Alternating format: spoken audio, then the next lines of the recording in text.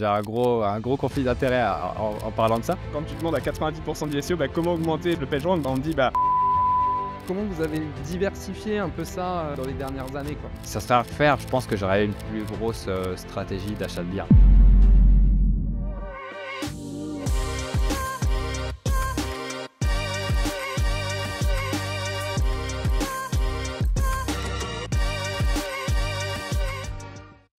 Bienvenue dans cette nouvelle vidéo. Aujourd'hui, on est avec Alex Borto, que vous voyez en même temps probablement à l'image.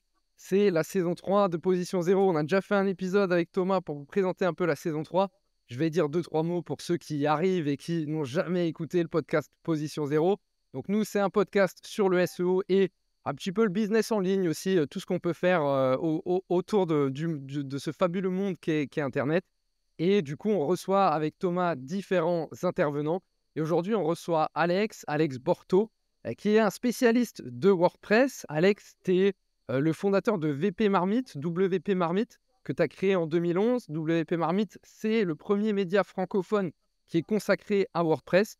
Donc, je pense qu'il va y avoir pas mal de choses à dire. Et d'ailleurs, dans la dernière partie du podcast, on a des petites questions sur ta spécialité. Donc, tu vas voir, on t'a préparé de belles petites choses. Tu es aussi le cofondateur de l'organisme de formation spécialisé WordPress qui s'appelle WP Chef. Tu as formé plus de 400 personnes. Tu formes plus de 400 personnes par an, donc respect. Ça fait un sacré monde. Et puis, tu as lancé récemment un nouveau projet, c'est WP Marmite Pay, qui en fait est un plugin e-commerce qui te permet de vendre rapidement avec Stripe sur WordPress. Est-ce que j'ai oublié quelque chose? Juste pour après, pour WP Chef. Déjà, salut à tous, excusez-moi. Merci de m'écouter. Et ravi de vous retrouver pour ce premier épisode de Position 0 saison 3. Et non, juste petite précision pour WP Chef, c'est vrai que je l'ai cofondé, mais là, c'est plus moi qui suis dans l'opérationnel. Et donc, c'est mon associé Nicolas qui gère la boîte. Top, top. De toute façon, tu vas avoir l'occasion de raconter puisque Tom va lancer le premier format tout de suite. Juste pour information, il y a 4 parties dans le podcast Position 0. Une première partie, c'est la marmite du SEO. Donc, en gros, comment Alex est tombé dans le SEO. Alors, aujourd'hui, maintenant, avec Thomas, on s'est dit, c'est pas que la marmite du SEO, c'est la marmite un peu du business en ligne, entre guillemets. Ensuite, c'est le pain sur la planche. À quoi ça ressemble ta journée en général, donc tes petites astuces d'organisation et autres. Après, on passe à la roulette où on va tirer des questions au pif. Et à la fin, la crème de la crème, on va te poser des questions sur ta spécialité SEO. Voilà, pour ceux qui écoutent le podcast pour la première fois, on s'est dit avec Thomas qu'on allait faire un petit rappel. Thomas, je te laisse lancer le premier format. exactement. Et salut à tous. J'ai pas eu le temps de me présenter encore, effectivement. J'espère que vous allez bien pour cette saison 3. Comme on l'a dit dans la vidéo d'intro, un format un peu différent, parce que cette fois-ci, on est en ligne avec nos chers amis actuellement. L'idée aussi pour nous, c'est de faire venir des personnes qui n'avaient pas l'occasion de venir sur Paris dans nos studios facilement. Donc vous verrez, il y aura même des épisodes en anglais par la suite. On va tout de suite passer à la marmite du SEO avec notre ami Alex. Comme on te l'a dit et comme tu as sans doute dû voir dans les précédents épisodes de Position 0, l'idée c'est de comprendre pourquoi toi, tu es tombé dans la marmite du SEO, comment et surtout pourquoi tu as décidé d'y rester sur le long terme. Ok. En fait, je suis tombé dans la marmite du SEO parce que je suis tombé dans la marmite WordPress de base, en fait. C'est un peu téléphoné, mais en tout cas, c'est vrai que je pense au blog à chaque fois que j'entends cette première rubrique du podcast. Mais ouais, effectivement, tout simplement, en 2011, quand j'ai lancé le site, moi, de base, je voulais vivre de mon blog. Voilà, c'était un peu l'aventure entrepreneuriale vraiment débutant. Et du coup, je me suis formé petit à petit, quoi, parce que le but du jeu, c'était de se positionner sur des requêtes thème WordPress, business, thème WordPress photo, et voilà, toutes les niches y passaient. Et puis voilà, j'ai pondu des tas d'articles, et puis je m'y suis mis comme ça, bon an, mal an, parce que j'ai vu que voilà, pour se positionner sur Google, il fallait rédiger, il fallait bien rédiger, il fallait avoir certaines bonnes pratiques. Et puis après, tout est venu de là, quoi. Après, il y a l'aspect plus technique qui est arrivé avec comment bien configurer WordPress, comment éviter de faire n'importe quoi sur son WordPress pour pas se tirer des balles dans le pied. Et puis voilà, de fil en aiguille, j'ai découvert des trucs de plus en plus techniques. Alors, il y a encore sûrement des choses à apprendre, mais voilà, c'est comme ça que je suis tombé dedans, en tout cas. Et le but, c'était d'arriver à obtenir un trafic minimum qui me permettait de vivre de cette activité-là, quoi. Donc après, de faire de l'affiliation. Au début, je proposais même de la prestation. Et puis après, j'ai commencé à lancer des produits. Et donc, tout ça, ça servait d'acquisition, en fait, de ce média-là, servait d'acquisition pour développer mon activité. Et du coup, moi, j'ai déjà envie de creuser parce que quand même, tu vois, pourquoi WordPress au départ? Parce que tu vois, tu aurais pu, je sais pas, faire des blogs sur la bière, des blogs sur la calisthénie, j'en sais rien, tu vois? Pourquoi WordPress au départ? À la base, moi, je viens d'un cursus informatique. Donc voilà, DUT informatique. Après, voilà, j'arrive fin de DUT. Je me suis dit, bon, j'ai pas envie d'aller bosser tout de suite. Qu'est-ce que je peux faire? OK, licence informatique. Moi, j'ai fait une année à la fac, ça l'a pas fait. Et après, j'ai enchaîné donc avec une deuxième licence, mais cette fois-ci pro. Et là, vraiment, découverte du web, tout ça, Photoshop. J'ai même appris du Flash à l'époque. C'est dire que je commence à être vieux. Mais du coup, Ouais. voilà, je découvre tout ça, je découvre du WordPress. Et puis, donc, à la fin de cette année de licence-là, tu as un stage de 2 ou 3 mois, je sais plus. Et du coup, ah, OK, Alex, bah, il nous faut 3 sites pour cette asso-là. OK, 3 sites, comment je vais faire? Je vais pas tout coder de zéro. Et donc là, c'est là que j'ai eu l'occasion de creuser WordPress. Je connaissais un petit peu de nom, mais sans plus. Et donc, bah, voilà, je me lance dans ce projet-là. Je galère à trouver un thème WordPress potable, et cetera. Et je me suis dit: «Bah, ça serait pas mal un site qui présenterait un petit peu les thèmes WordPress, des sélections un petit peu comme ça, une sorte de curation, quoi». Et donc c'est comme ça que ça a commencé. À la base, le site s'appelait pas WP Marmite, hein, il avait un nom un peu, alambiqué, c'était WP Theme Pro. Donc c'était plus orienté, mots-clés. Mais non, après voilà, j'ai fait la bascule en 2014, si je dis pas de bêtises, au domaine WP Marmite. Et donc, bah, là, du coup, ça fait 10 ans que le domaine WP Marmite est là. Et donc ouais, si on compte depuis tout l'historique, depuis tout le début, voilà, ça fait, 13 ans. Ça fera, voilà, 14 ans en 2025. Et donc voilà, ta question, c'est quoi? Comment je me suis lancé là-dedans, quoi, dans WordPress tout court? Ouais, et donc ouais, voilà, ça c'est venu comme ça. Et donc après j'ai fait des projets perso aussi, alors je sais plus trop si j'ai commencé des projets perso avant. Si je crois j'ai peut-être commencé deux trois projets perso avant d'aller faire mon stage.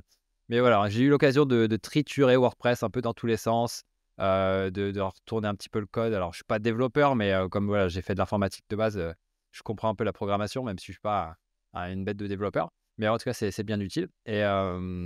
Et donc voilà, c'est comme ça que je suis tombé dedans. Magnifique. En tout cas, petite anecdote, parce que moi, j'ai pu voir ton évolution au fil du temps, parce que ça fait un moment qu'on se battait sur des servres concurrentes Ouais, avec Livementor et qu'on commençait, nous, à sortir aussi notre formation WordPress. On s'est dit, mais qui est ce WP Marmite ouais. qui est présent sur toutes les requêtes reliées à WordPress? Et je trouve ça impressionnant, le taf que tu as fait, tant d'un point de vue SEO que de branding. J'ai vu le blog monter et bravo pour ça. C'est un très beau chemin. Ouais. Ouais, et puis ouais, pour revenir sur le SEO, effectivement, après, il y a eu toute la stratégie de mots-clés, on va dire. Au début, c'était un petit peu vraiment à l'arrache, tu vois, mais après, voilà, OK, qu'est-ce qu'on peut aller taper comme autre mot-clé? Quelles sont les opportunités? Donc, creuser tout ça, utiliser des outils, le maillage interne, enfin, voilà, tout s'est fait petit à petit. Et, et puis voilà, un petit peu, qu'est-ce que je peux vous dire d'autre? Non, c'est déjà pas mal. Au début, tu gagnais un peu d'argent en affiliation sur les thèmes WordPress, du coup, du genre meilleur thème pour photographe et tu proposais un thème et tu touchais un peu d'argent en affiliation, j'imagine? Exactement, ouais, il y a de l'affiliation sur, ThemeForest à l'époque, Ouais. et je faisais aussi du service, notamment même en traduction de thème WordPress parce que tout était en anglais.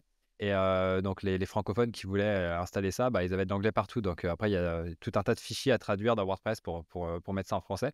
Donc je faisais ça, j'ai fait aussi un peu de conception de site, mais vraiment au final comme le site a décollé, enfin, à la base j'étais étudiant donc j'avais pas de gros besoins en mode auto-entrepreneur, dans mon petit appart. Et du coup, voilà, ça s'est fait, voilà, j'ai évolué petit à petit comme ça. Et ouais, et ça s'est développé. Donc après, voilà, affiliation, enfin, d'abord des services, affiliation ensuite qui est venu par-dessus. Et après, je me suis dit: «Bon, c'est bien, mais l'idée, ça serait de développer quelque chose de plus pérenne». Et du coup, on est passé aux produits d'information. L'oiseau a fait son nid. Et aujourd'hui, du coup, ouais.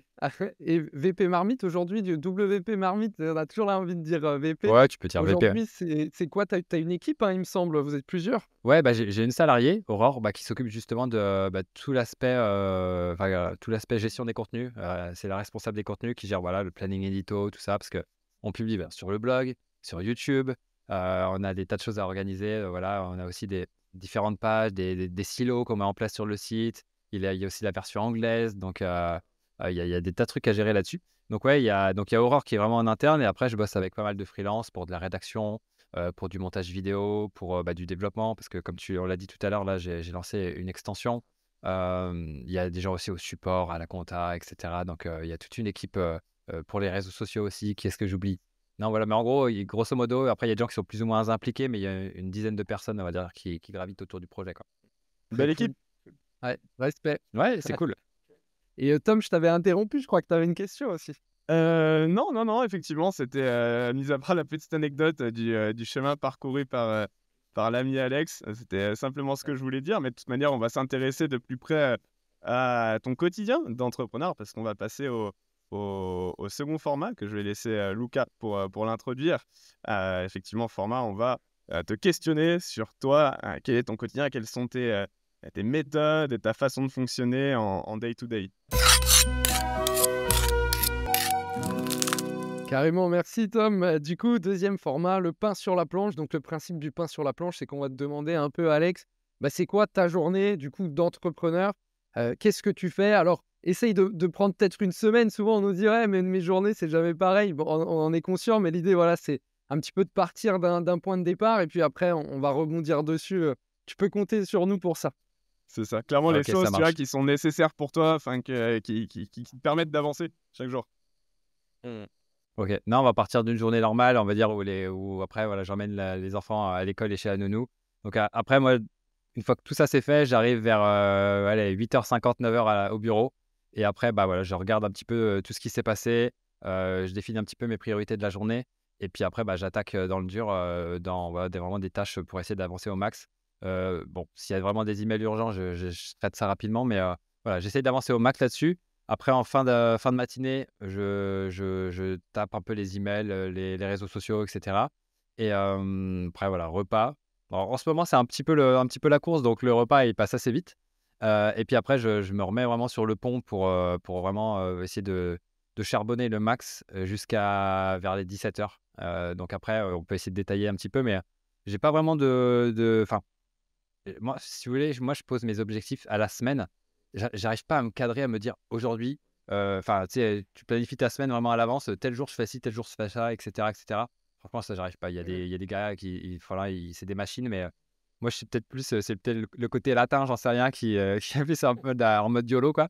Mais ça me porte peut-être préjudice d'ailleurs, mais voilà, j'arrive pas trop à me contraindre parce que bah, quand tu démarres une tâche, ça prend toujours plus de temps que ce que tu avais estimé. Au final, à chaque fois, tu es déçu, t'es déçu à chaque fois, tu vois. Donc, je me pose des objectifs à la semaine et puis je fais le max pour essayer de sortir tout ça. Et après, c'est vrai que là, en ce moment, je recharbonne un petit peu plus le soir, peut-être de 23h, enfin 22-23h, des fois à minuit, 1h.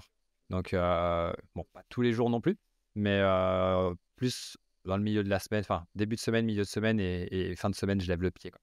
Et tu vois, tu parlais de tes gros projets. Tu vois, si on prend cette semaine, alors pour le Ouais. contexte, parce qu'on ne sait pas encore quand on publiera cette vidéo, on est en novembre 2024. Tu vois, cette semaine, c'est quoi un peu tes gros projets et tes gros sujets sur lesquels tu vas taffer? Bah, après là, j'ai pas mal d'échanges avec, bah, mon équipe sur, bah, notamment le développement du plugin. OK, on pose des objectifs, il faut qu'à la fin de la semaine, on ait sorti une nouvelle version. Donc j'essaie de voir si, OK, on peut être dans les temps et cetera. J'ai préparé une conf aussi, aujourd'hui là, donc petit appel d'1 heure pour planifier un petit peu une conf au SEO Summit. Je sais pas si, ça sera peut-être trop tard quand ça sortira, mais en tout cas voilà, j'ai bossé ça là. Et puis après voilà, ça se répartit un petit peu entre la planification du dev, du plugin, la communication, donc améliorer le site, publier des contenus dessus, donc il y a ça. En fait, il y a 3 gros chantiers, on va dire, en ce moment. Le plugin, on a un autre business qui s'appelle WP Marmite Start qui propose des modèles de sites WordPress préconfigurés. Donc là, bah, c'est améliorer le modèle, améliorer le site, échanger aussi bah, avec les clients, faire un petit peu de support. Et après, le troisième sujet, c'est bah, justement WP Marmite que là, je gère avec Aurore. Bah, tu me diras, Aurore, elle gère aussi les contenus des autres sites, mais où là, on va essayer de se poser sur, OK, bah, quels sont les chantiers en cours? Là, en ce moment, on est en train de faire pas mal de bosser sur de l'automatisation pour créer du contenu avec de l'IA, et cetera. Donc aller chercher des données. Donc là, on est en train de bosser tout le process de comment on va structurer notre page, et cetera, que ça fasse pas des pages trop merdiques. Et donc essayer de trouver un bon process pour générer des contenus qui soient potables. Après, on repassera dessus à la main en fonction des résultats que ça donnera dans les SERPs. Mais donc voilà, c'est ça un petit peu les gros chantiers. Le plugin, les modèles de site et le média, on va dire le VP Marmite. Donc après, ça peut être différents aspects. Donc voilà, je pense que je pourrais résumer ça comme ça. Trop bien, très intéressant. Alex, moi j'ai une question importante à te poser. Tu as dit que tu étais papa de 2 enfants. Il y a beaucoup Ouais, ouais. de monde, sur Twitter des personnes qui entreprennent, qui ont du mal à justement concilier les 2, surtout en début de quand les enfants sont très jeunes. Toi aujourd'hui, c'est une question que j'aime bien poser. Quel est ton meilleur conseil de papa entrepreneur, pour gérer ça? Bah, c'est vrai que enfin, déjà, moi, j'essaye aussi de enfin, je sais pas si c'est le cas de tout le monde, mais je suis souvent sur mon téléphone et ça, c'est vraiment un défaut que j'ai.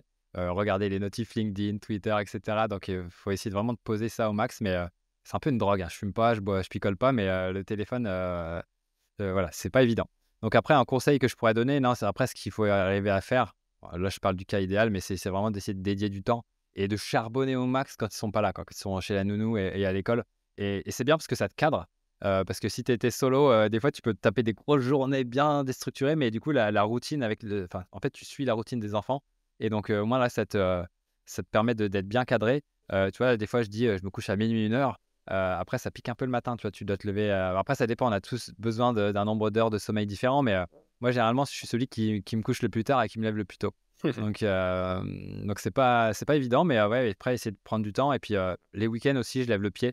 Généralement, je bosse pas le week-end, sauf au cas exceptionnel, qu'il y ait une couille sur le site ou un truc comme ça et là, c'est vraiment urgent, mais les week-ends sont vraiment dédiés à la famille et voilà. Même le vendredi après-midi, c'est plus léger, quoi, ça me donne l'occasion d'aller chercher les enfants à l'école. Je les emmène le matin, mais ça permet d'y aller, voilà. Après, on travaille sur le web, donc c'est quand même cool d'en profiter un petit peu et de pas Bien être trop sûr. turbin tout le temps, Ouais. même si voilà, on adore tout ça, on est d'accord, mais il y a aussi, bah, la famille, c'est aussi important. C'est un autre projet entrepreneurial si on veut, donc le but, c'est que donc c'est vrai quand on est papa entrepreneur, on a un peu double casquette, quoi, donc et la famille, c'est un projet entrepreneurial en tant que tel, donc il faut y prêter enfin, y donner du temps et de l'attention. Ouais. Et c'est vrai que, tu vois, quand comme nous, en général, tu vois, on aime notre métier, on aime ce qu'on fait. Alors, même aimer ton métier, aimer ce que tu fais, ça veut pas dire qu'il y a un moment où il y a pas un truc qui te fait chier, quand faut faire une facture ou j'en sais rien. Mais malgré ça, du coup, parfois, c'est difficile de s'arrêter, d'autant plus que on est dans des mondes, l'entrepreneuriat en ligne, le business en ligne, où en fait, c'est jamais fini, quoi. Typiquement, tu as un blog, bon, bah, tu peux toujours faire plus, tu peux toujours publier plus, tu peux toujours lancer plus de projets ou autre. Donc, c'est tout un défi de réussir à gérer et à gérer ces différents trucs, quoi. Donc, C'est un putain de jeu vidéo, c'est clair, hein, mais mais après voilà, moi j'étais pas trop gamer avant, mais là vraiment c'est un kiff, quoi, tu vois? Tu montes des niveaux, et puis le but c'est voilà, c'est de gagner de l'argent, gagner de la popularité, et puis voilà, quoi. Ouais, c'est Et c'est c'est clairement ça. enfin même si je gagnais pas d'argent, c'est vraiment un kiff, tu vois? Mais c'est vraiment un jeu vidéo, quoi. Mais c'est pas évident et comme tu dis, il y a aussi d'autres priorités dans la vie, quoi, il y a pas que ça. C'est clair. J'aime bien l'exemple du jeu vidéo que tu donnes. C'est effectivement, moi, je le vois aussi clairement comme un game of life, tu vois? Je le compare souvent à Clash Royale ou autre. Au début, tu es mauvais, puis tu construis tes ressources, puis tu ajoutes des choses, puis tes ressources évoluent, tu peux acheter de nouveaux matériaux et c'est vraiment, constamment ça et pareil, effectivement, tu parlais effectivement de l'éparpillage comme Luca disait. Si on regarde des mecs des fois sur Twitter et tout, on pourrait se dire: «Mais putain, on n'a pas avancé ou autre», mais c'est là qu'il faut pas en fait tomber dans la comparaison excessive et aussi c'est par rapport à ce dont nous on veut aller et c'est vrai que le fait d'avoir des enfants typiquement ça peut aider à cadrer et aussi à relâcher le pied, parce qu'il y a des choses qui sont aussi très importantes dans la vie au-delà du business. Ouais, beh, il y a 2 choses. Il y a effectivement le fait de se cadrer et il y a aussi le fait de savoir déléguer, parce que des fois, enfin, on veut tout faire, mais des fois, on n'est pas la meilleure personne pour faire, certaines tâches, quoi, donc alors là, aujourd'hui, il y a l'IA qui permet de déléguer les trucs, mais même de prompter le truc, ça prend du temps, tu vois? Donc c'est vrai que d'arriver à s'entourer, de bonnes personnes et au final, on peut trouver des partenaires, sur différentes plateformes, hein, sur Malte, sur Upwork, enfin, sur vraiment ça dépend un petit peu de ses besoins, mais l'idée, c'est après, on n'a pas toujours le budget, ça dépend aussi, mais quand on a le budget, de pouvoir s'entourer, c'est vraiment cool parce que ça permet de déjà, une fois que tu as bien cadré le truc, tu sais ce que tu veux, tu fais un loom ou je sais pas quoi et tu envoies le process et après la personne, elle fait le truc et ça avance et du coup, tu peux te concentrer sur autre chose, quoi. puis quand tu délègues, tu as aussi plus d'espace mental derrière qui va te permettre de réfléchir à de nouvelles idées ou à d'autres trucs, donc c'est super important. Des fois, c'est à double tranchant parce que si tu es un peu en mode perfectionniste, tu vas te dire: «Ça va pas, j'irai plus vite moi-même» et cetera. Mais après, c'est vrai qu'il faut arriver à se détacher de ça et au moins, voilà, fait, c'est mieux que parfait, tu améliores en continu et voilà, quoi. Et pour revenir sur ce que tu disais sur sur la multiplicité des projets, etc. Ça, c'est carrément un piège dans lequel je suis tombé de maintes et maintes fois et j'essaie vraiment de me soigner. Mais tu te dis, ah ouais, si je lançais un site pour faire ci comme ça ferait des backlinks, etc. On va pouvoir monétiser comme ci, comme ça. Tu vois, j'ai lancé une galerie de sites WordPress, j'ai lancé un site qui est un peu plus lié au dev et j'ai voulu même lancer un SaaS qui allait avec. Bon, après, là, ça s'est fait un peu ringardiser avec les nouveaux outils IA qui sont arrivés, mais c'est des, comment dire, c'est des petits actifs, quoi. Ils rapportent pas grand-chose, mais en termes de puissance SEO, c'est quand même cool. Donc, ça permet des fois, ça permet de négocier des trucs quand il y a des gens qui te contactent. Tu peux négocier un petit backlink par-ci, par-là.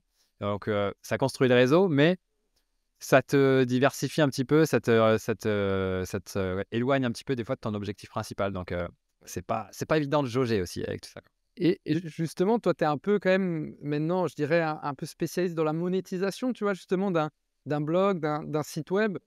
Tu vois, quel conseil tu donnerais aujourd'hui à quelqu'un qui a un site, peut-être le toi d'il y a 10 ans, si ça se trouve, tu vois, pour le monétiser. Alors, du coup, pas le toi d'il y a 10 ans, parce que les méthodes de monétisation ont évolué maintenant. Ouais. Mais tu vois, quel conseil tu donnerais à quelqu'un qui a voilà, un petit site web, qui n'arrive pas forcément encore à en vivre? Comment le monétiser? Tu vois, qu'est-ce que tu conseillerais de faire?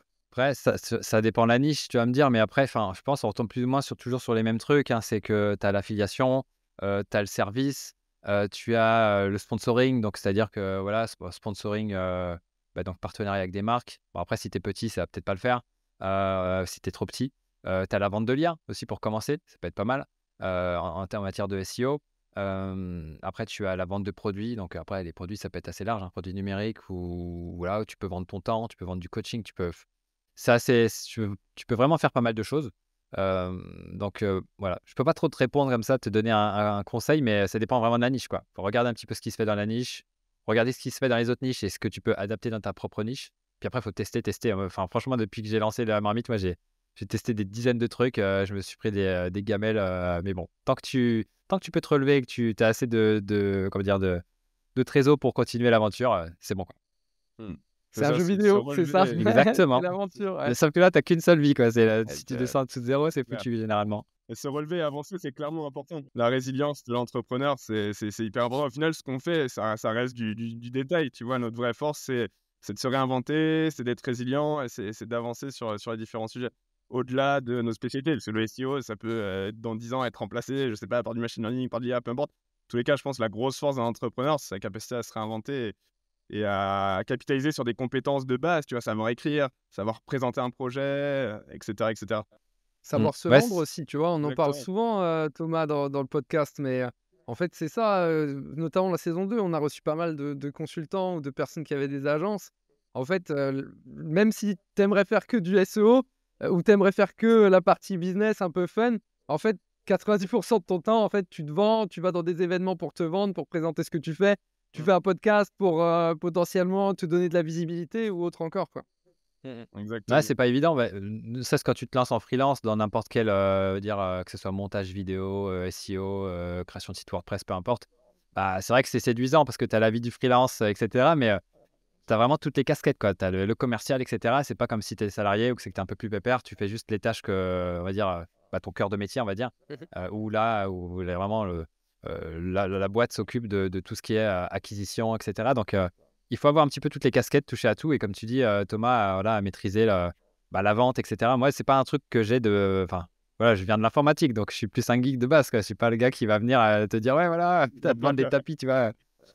J'ai pas trop ce profil-là, mais en fait, tu es obligé de t'y mettre, quoi, un petit peu, sans te renier non plus, mais essayer de montrer qu'au final, si les gens n'utilisent pas tes produits, ils ont plus quelque chose à perdre qu'autre chose, quoi. Donc, c'est un petit peu ce qu'il faut arriver à démontrer en communiquant via ton site, mais via les interviews que tu fais, etc., toutes les apparitions que tu peux faire dans des confs ou voilà, tout ce qui peut être, on va dire, une opportunité de communiquer sur ton projet, quoi. Et justement, WP Marmite, tu vois, aujourd'hui, parce que je pense qu'aujourd'hui, le blog n'est pas votre seul canal d'acquisition. Comment vous avez diversifié un peu ça récemment, tu vois, ou récemment ou dans les dernières années, quoi? Ouais, récemment, le truc qui est arrivé en deuxième, c'est YouTube, qui a été lancé en 2014, je crois, un truc comme ça, ou 15, Ah oui, quand même. par un podcast, justement. Un Ça podcast remonte, aussi qui hein? s'appelait Passons à table. Et donc, c'était un petit peu le même délire, mais du Ok. coup, l'idée, c'était c'était d'interviewer des membres de la communauté WordPress, voilà. Et ce qui est génial avec un podcast, c'est que ça permet aussi de créer des liens, et donc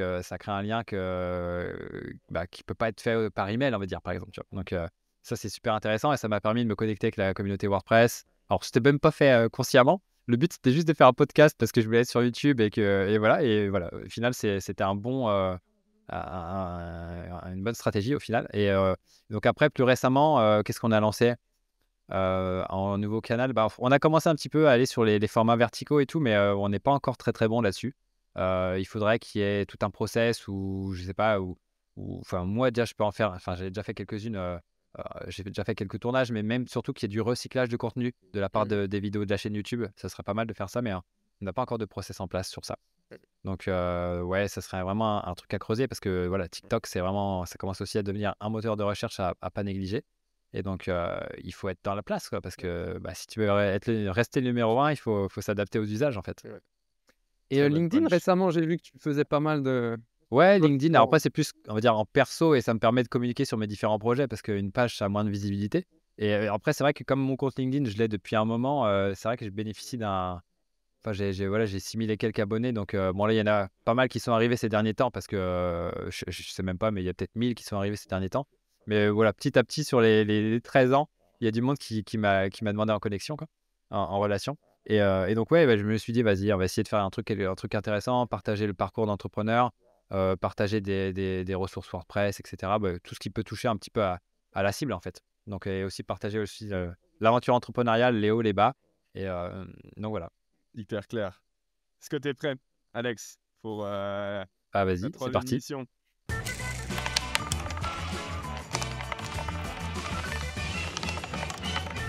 La fameuse roulette du SEO, qu'on a un peu adaptée du coup pour cette troisième saison. Alors vous l'avez connu sous différentes formes, hein. Sur la saison 1, c'était un chapeau de One Piece. Sur la saison 2, on est passé au bol de Airbnb, roulé dans la cuisine. Et sur la saison 3, malheureusement, on n'a ni roulette, ni bol, ni chapeau. Donc on a tout fait en ligne. Ce qu'on a fait du coup pour que ça soit plus simple, c'est qu'on a tiré avec Lucas 3 questions en avance, qu'on va pouvoir te poser en direct, hein. Donc pour rappel, c'est généralement soit des choix doubles ou soit une question à réponse rapide. On n'attend pas forcément une énorme réponse de ta part, mais si tu peux détailler un petit peu tes réponses, c'est que du plus. Est-ce que tu es prêt pour la première question? Allez, c'est parti, envoyez les gars. Allez, on n'a pas besoin de tourner cette fois-ci. Et du coup, la première question pour toi, Alex, elle est simple.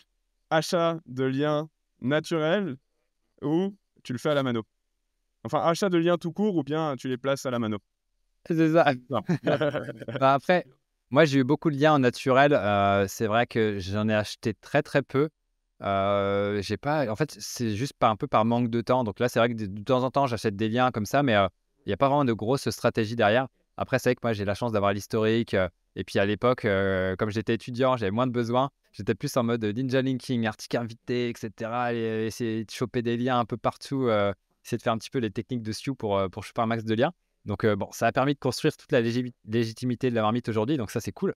Mais ça serait à refaire. Je pense que j'aurais une plus grosse stratégie d'achat de liens, c'est clair. Surtout qu'en France, on a de la chance, il y a plein de plateformes, contrairement à l'étranger où c'est un petit peu plus... c'est moins développé, quoi. Donc, je recommanderais plus l'achat de liens, mais bon, sans faire le fifou et pour pas se cramer, quoi. Mais donc, après, c'est chacun qui gère un petit peu son risque, mais voilà. Et aujourd'hui, tu continues un peu à chercher des liens pour WP Marmite, du coup, pour le blog, pour consolider des positions ou autre? Franchement, des fois, je me perds sur Ahref, je vois des trucs, j'achète des domaines. Alors, c'était plus pour les nouveaux sites qu'on a lancés. Essayer d'acheter des domaines expirés, se trouver des trucs intéressants pour pouvoir les rediriger dessus. Après, j'ai aussi acheté quelques domaines que je compte monter. Mais c'est toujours le truc, tu sais, tu te rends compte 5 ans après que tu n'as rien fait du domaine. Mais essayer de trouver des concepts intéressants, en tout cas, pour monter des petits sites de niche comme ça, qui ont pas forcément une grosse vocation SEO. Enfin, je veux dire, de matière à se positionner. Mais là, j'ai quelques idées de sites un petit peu communautaires où on fera en sorte de trouver un angle intéressant avec, on va dire, la possibilité de se faire linker naturellement par les acteurs de l'écosystème, ou en tout cas, même si on leur demande qu'ils nous fassent un lien, que ça ne se passe pas en mode regardez, je vois un truc, leur montrer que s'il y a un truc, c'est comme un petit peu, comment dire, que c'est un projet non commercial, entre guillemets, tu vois. Mais en gros, que le truc se fasse arroser il gagne en popularité et après toi derrière tu redistribues sur ton réseau ou même tu peux en vendre derrière après différents liens à d'autres acteurs. Donc ça c'est un petit peu la stratégie. Je sais pas quand est-ce que je vais le mettre en place, mais on a quelques idées. Là il y a quelques trucs qui sont en train d'être faits justement qui sont j'ai délégué ça, mais bon ça avance bon normal quoi. C'est pas la minute non plus. En tout cas, tu es pas actif dans la recherche de liens, quoi, on va dire. Pardon? Tu es pas actif dans la recherche de liens ou tu fais pas de l'outreach comme on dit, c'est-à-dire tu contactes Ouais, pas j'en ai fait forcément par des le lignes. passé, ouais, Ouais. mais Actuellement, ouais. tu as ta marque Non, et non, non, là, pour l'instant, c'est plus naturel, là, pour le coup. Plus de l'achat de liens sur quelques plateformes ici et là, quoi. Mais je sais même pas si ça fait vraiment un effet parce qu'il y a pas vraiment de volume, donc bon, c'est histoire de quoi. Et quand tu dis achat de biens, du coup, tu pousses en naturel sur du WP Marmite ou direct sur ton URL ou bien est-ce que tu pousses des articles de blog qui ont par exemple des gros volumes, une certaine concurrence pour te positionner dessus? Comment tu répartis un petit peu tes achats? Bah, je l'ai réparti un petit peu. Enfin, là, c'est plus sur les différents projets. Donc là, il y a le nouveau projet VP Marmite Pay, donc j'ai fait quelques liens directs, j'ai fait un lien sur la page tarif et cetera. Bah, après, on n'a pas un site encore super développé. Mais là, pour l'instant, ouais, c'est plus sur les pages d'accueil. Après, ouais, sur la marmite, quand je l'ai fait, ouais, je poussais des fois un guide, je poussais des fois un article, voilà. En fait, j'essaie de balancer des liens sur des trucs qui, essayer pour, balancer un petit signal supplémentaire pour que, OK, ah, il y a un petit lien en plus. Enfin, il y a quelques petits liens en plus sur tel et tel article ou telle page. Et après, des fois, ouais, je balance sur la page d'accueil. Voilà. Et j'ai pas vraiment de stratégie. J'ai pas vraiment trop creusé cette stratégie comment dire, d'achat de liens et de vraiment comment on va essayer de pousser vraiment une page avec ça. Mais en tout cas, tu es pas ça va actif peut-être dans changer dans d'ici la les mois recherche à de venir. liens, quoi, on va dire. Tu es pas actif dans la recherche de liens ou tu vois, souvent, on a tendance quand on fait du netlinking ou qu'on va chercher des liens à que pousser notre site et en fait, ce que tu remarques au bout d'un moment, c'est qu'en fait, il faut surtout sur des thématiques un peu concurrentielles, je trouve, ou en tout cas, moi, sur ce sur quoi je l'ai fait, ça a plutôt bien marché, c'est qu'il faut aussi pousser les sites sur lesquels tu as pris des liens, en fait. Bien Parce sûr, que ouais. sinon, au bout d'un moment, ces sites-là, déjà, ta page, elle commence à disparaître dans le maillage interne, elle commence à être très loin parce que c'est pas la page prioritaire en général. Et donc, si tu fais un petit peu, soit d'achat, soit de lien naturel pour pousser les liens que tu as obtenus, en général, je trouve, moi en tout cas, j'ai obtenu de beaux résultats là-dessus. Je sais pas si c'est quelque chose que vous deux, vous avez testé, mais en tout cas, voilà, un petit conseil que je conseille vraiment de mettre en place, quoi. Ouais, le fameux relinking. Ouais. Effectivement, bah, d'ailleurs, si ça vous intéresse, on en parle dans la vidéo des frères Perronnet qu'on a eu Je dans pensais la à eux, saison 2, justement. Mmh. qui aime beaucoup ce sujet. Et moi, j'avais commencé en fait à le mettre en place, tu vois, après cet échange.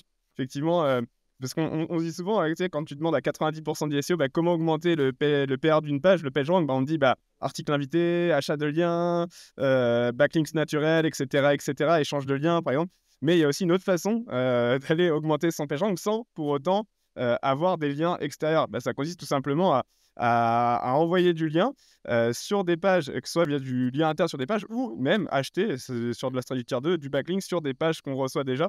Et effectivement, ça permet de booster aussi significativement ton page rank. Et moi, un truc que je fais assez souvent à ce niveau-là, c'est quand j'arrive à choper, par exemple, sur une formation, un gros backlinks, je peux prendre l'exemple de la formation vente d'un HubSpot, par exemple, et ben, je sais que ce lien, je vais le recaler dans certains de mes contenus. Comme ça, quand les robots de Google viennent, et ben, ça force le surfeur aléatoire à revenir en fait, chez nous par de nouveaux points d'accès. Et c'est super intéressant, en effet, si on veut optimiser un peu son budget netlinking. C'est ce que j'allais dire. Excuse-moi, vas-y, Lucas. Moi, j'allais dire surtout si tu es sur des trucs concurrentiels, tu vois, là où en général, sans backlink, tu fais rien, quoi. Mmh. Ouais. De fou. Là, ce que j'allais dire, effectivement, je pensais aussi alors, je sais pas si c'est dans le podcast avec les frères Perronnet, mais ou si c'est dans une autre interview ou une conf 2 que j'ai vue, mais effectivement, il disait il y a deux stratégies, c'est relinking, mais aussi linker de chez toi les pages Mm. qui font un Du lien boosting vers chez page. toi pour faire C'est c'est comme ça. voilà, Ouais, pour faire ouais, un cycle. Ouais. Et ouais, c'était super c'est smart. ça. Et de ce qu'il disait, tu peux muscler comme ça jusqu'à 3,6 fois ton PageRank en faisant justement, en utilisant ce concept de boosting page. Il expliquera mieux que moi si ça vous intéresse, allez voir la vidéo. Mais très intéressant, voilà, de penser à ça, au relinking, aux stratégies de tier 2, tier 3 pour aller plus loin. Alors les avis sont différents, hein. Certains vont dire qu'aujourd'hui, je discutais avec un SEO qui me disait bah, moi j'arrête totalement le tier 2, le tier 3, je fais vraiment que du lien direct. Il y en a qui vont dire que ça fonctionne. Après, une fois tout, c'est une question d'arbitrage, hein. Personne n'a le secret exact en Ouais, SEO, c'est du test and learn, tu disais au puis début. ça doit dépendre aussi un petit peu dans quel écosystème ton site il est inséré en fait. Je pense qu'il doit y avoir un petit peu des schémas que voilà, peut-être que pour des sites enfin je raconte n'importe quoi, mais pour les sites de cuisine, voilà, peut-être c'est plus direct et que pour d'autres sites, c'est plus méandreux, tu vois, je sais pas, mais bon, je suis pas assez calé là-dessus, mais il y a peut-être aussi des signaux comme ça en fonction de sa niche, quoi. En tout cas, c'est un bon truc à tester, si tu vois que tu as un contenu, tu as beau avoir fait des liens, ça remonte pas trop, faire des liens tiers 2, donc bon, tiers 1, c'est le lien direct chez toi, tiers 2, c'est le lien qui mène vers un lien qui vient chez toi, on va dire. En tout cas, voilà, on l'a tous, testé autour de cette table, on va dire, et on a eu plutôt des bons résultats, donc à tester et puis comme toujours, ouais, comme tu l'as dit Thomas, c'est du test and learn, quoi. Donc ouais. Bah, on va te poser la question suivante de la roulette qui est tombée. Et la question, c'était quel est ton meilleur conseil pour le SEO e-commerce? Grosse question. Après, moi, je fais pas trop de e-commerce, mais je fais pas trop de e-commerce, je n'ai pas trop d'expérience dans ce domaine-là. Donc, je sais pas, tu as une autre question ou tu veux que j'essaye d'improviser quand même Alors, dessus? non, on peut un peu parler des fonctionnalités e-commerce de WordPress. Peut-être tu peux nous en dire un petit peu plus là-dessus, Bah, ce que tu conseilles de faire, les dangers du coup de WooCommerce, la plateforme de après, c'est un WordPress. petit peu on va dire, pas un plugin que je cherche à abattre, mais parce que j'ai un gros conflit d'intérêt en parlant de ça, avec le plugin qu'on est en train de mettre en place. Mais bah, c'est vrai que le souci de WooCommerce, bah, c'est que voilà, ça fait un peu usine à gaz parfois quand tu as quelques produits. Donc, c'est pour ça qu'on a lancé le nôtre. Mais après, voilà, si tu as vraiment une boutique e-commerce avec des centaines de produits, et c'est vrai qu'un WooCommerce, c'est super. Après, il faut encore, bah, là, c'est comme tous les projets e-commerce, il faut que tu structures bien tes pages produits, tes pages catégories, que tu bidouilles un petit peu tes différents templates pour essayer d'apporter autre chose que juste peut-être du produit. Mais après, si c'est ce que Google recherche, à voir aussi. Donc, ça va dépendre aussi de ta niche et donc essayer de juste travailler le contenu de tes pages et essayer de répondre le mieux possible à l'attention de recherche en fonction de ta thématique. Peut-être pour préciser un peu pour les auditeurs, s'il y en a certains qui ne sont pas spécialistes WordPress, donc WooCommerce, c'est le plugin, hein, c'est un plugin, Ouais, c'est un ouais, plugin, hein. plugin que tu ajoutes sur WordPress pour pouvoir vendre des produits en ligne. Donc, ce que disait Alex, c'est que si tu as vraiment beaucoup de produits, bon, ça peut correspondre. Alors, moi, ce que j'ai vu avec des clients, c'est que ça devient effectivement une usine à gaz parce que déjà, c'est plutôt lent. Donc, ton site est très vite ralenti. Tu as plein de produits, il y a des liens dans tous les sens. Ton PageRank, c'est plus une fuite, tu sais, c'est quand tu vides tes pattes dans le truc carrément. Mais voilà, et du coup, justement, toi, tu es en train de lancer WP Marmite Pay, qui est un peu un truc, peut-être, tu peux en profiter peut-être pour en dire un petit peu plus, le problème que vous voulez résoudre avec ça et autres, c'est l'occasion. OK, ça marche. Bah, ouais, après, on le lance pas vraiment pour un aspect SEO, mais c'est plus pour un aspect, praticité, rapidité, pardon.